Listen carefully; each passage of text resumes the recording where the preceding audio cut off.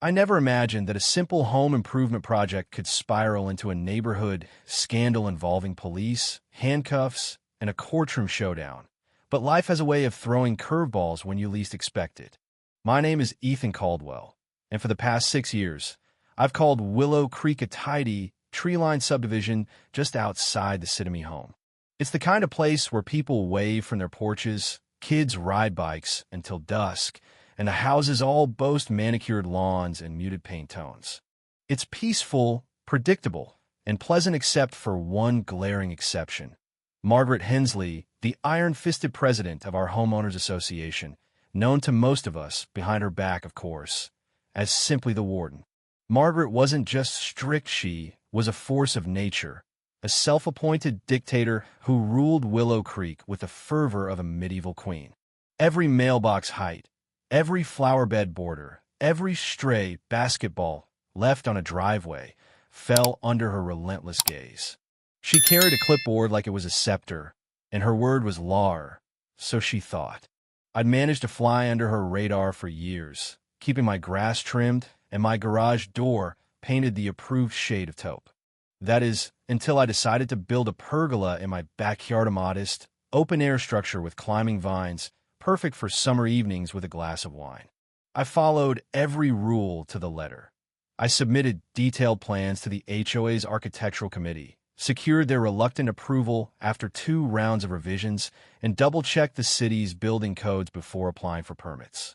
By the time I broke ground, I was confident I'd dotted every I and crossed every T.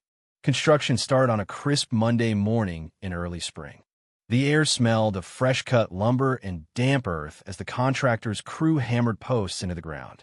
I worked from home that day, answering emails from my office window with a clear view of the progress. By Tuesday afternoon, the skeleton of the pergola was taking shape, and I was starting to feel that rare glow of satisfaction until the doorbell rang.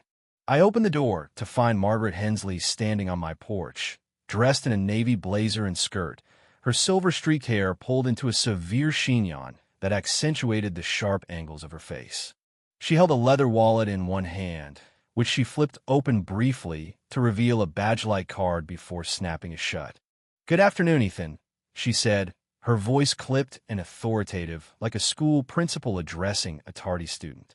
"I'm here to conduct an inspection of your construction project on behalf of the city." I blinked, caught off guard. The city? I thought the inspector wasn't due until Friday. Her lips pressed into a thin smile, the kind that didn't reach her eyes. "We've had complaints, serious concerns about safety and code violations. The city expedited my visit. I'll need to see your permits and take a full assessment of the site." She adjusted her glasses and peered past me into the house, as if expecting to find evidence of further rebellion. Something about her tone and that quick flash of a badge set my nerves on edge.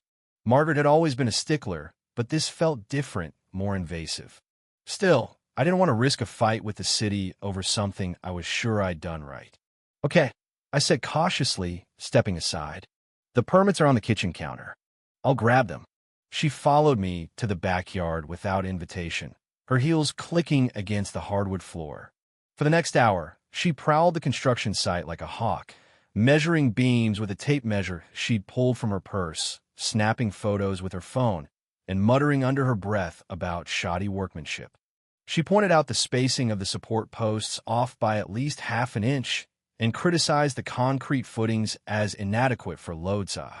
The contractor, a burly guy named Tom, watched her with a mix of amusement, and disbelief, shaking his head as she handed me a bright red notice. "This is a stop work order," she declared, her voice triumphant. "Construction must cease immediately. You're in violation of multiple codes: improper materials, insufficient drainage, and unauthorized modifications to the original plans. You'll need to pay a $750 reinspection fee to the HOA and submit revised plans before you can proceed." I took the paper, its bold print and official-looking letterhead making my stomach drop. But then I paused. "Hold on," I said, scanning the document. "Why does the fee go to the HOA? Shouldn't it be paid to the city?"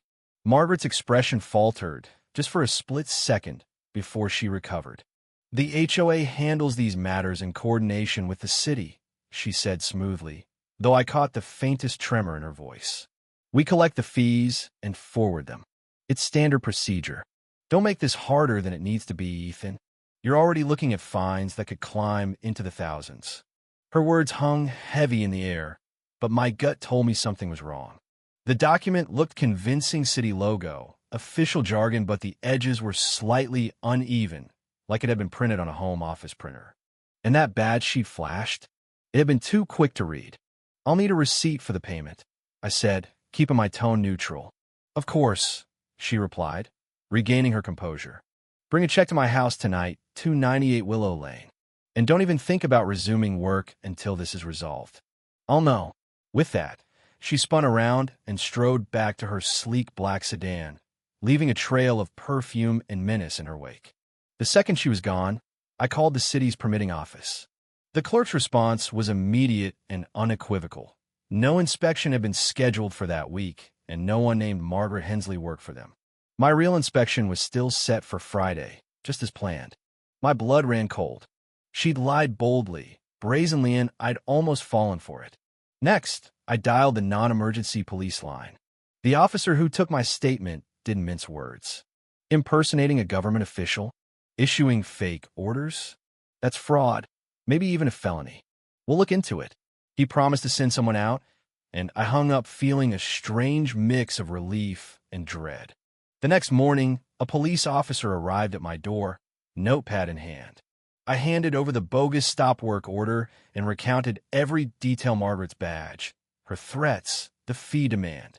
The officer's jaw tightened as he examined the paper. No official seals, no permit number, no signature from a licensed inspector, he said. This is a forgery. We'll be paying Ms. Hensley a visit. I resumed work that afternoon, determined not to let her scare tactics win. Sure enough, within an hour, her sedan roared up my street, tires squealing as she slammed on the brakes. She leapt out, her face a mask of fury, and charged toward me.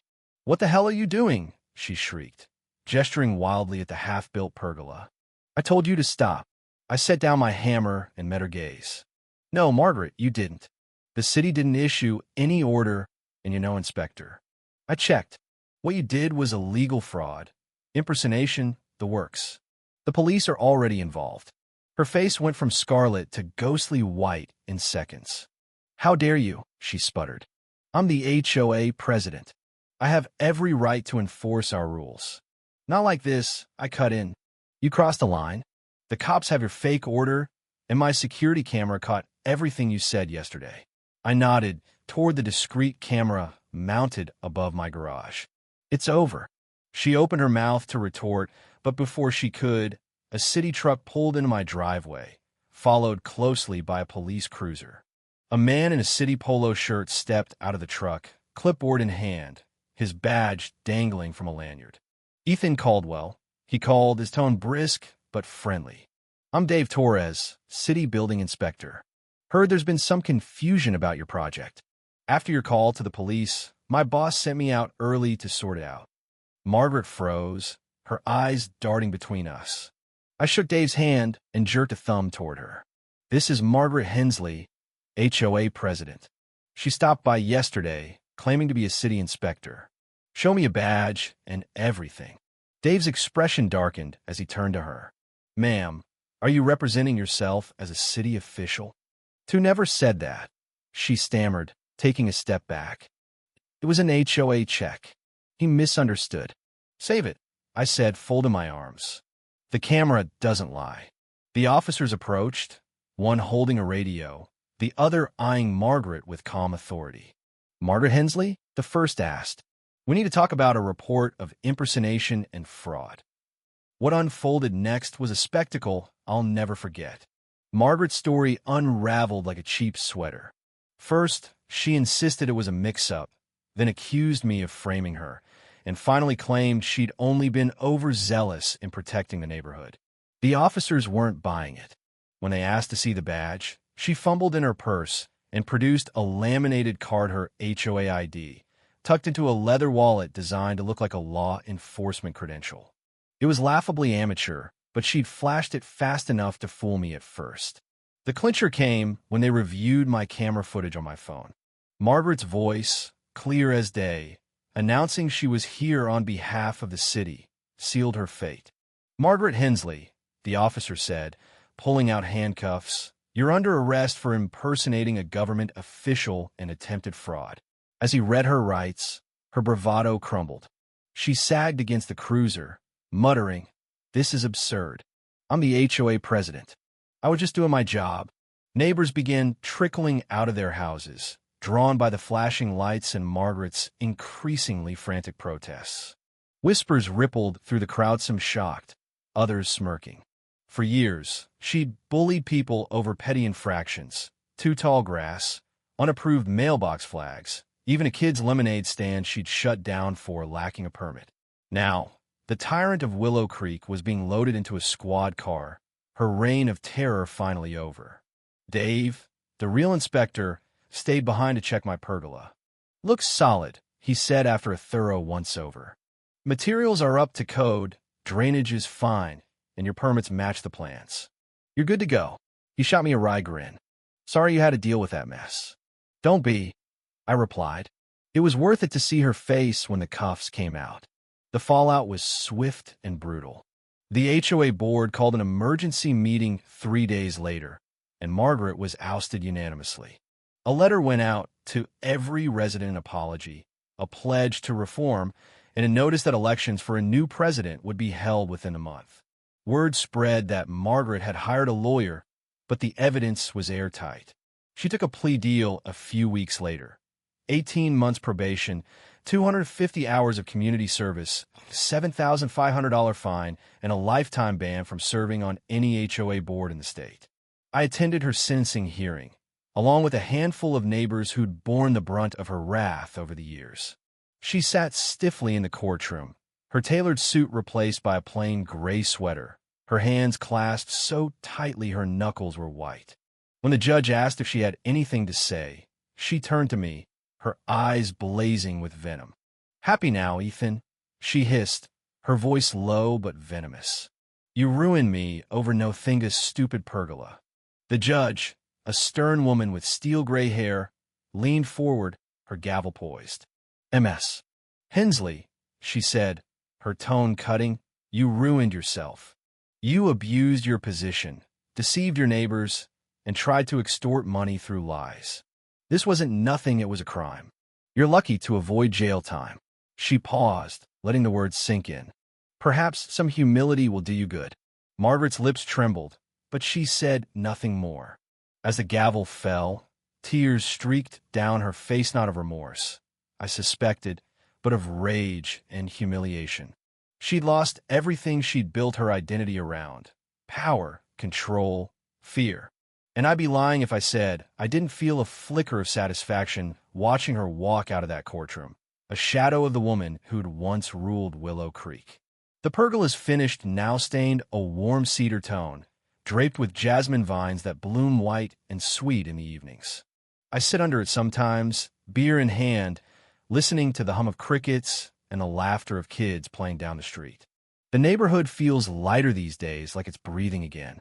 Margaret's gone, but her legend lingers, a cautionary tale whispered over fences and at block parties.